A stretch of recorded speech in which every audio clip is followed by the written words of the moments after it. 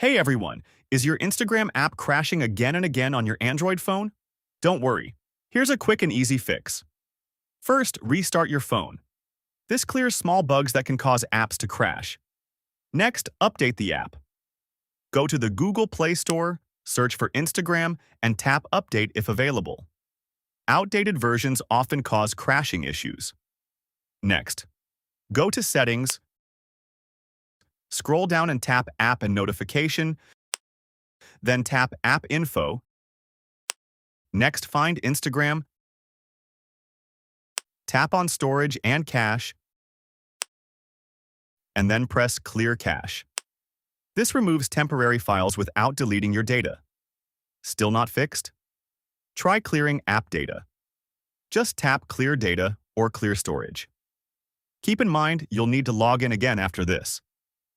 Finally, if nothing works, uninstall and reinstall Instagram from the Play Store. This gives you a fresh, clean version of the app. And that's it. If you find this video helpful, please like, share, and subscribe for more practical tips. Thanks for watching.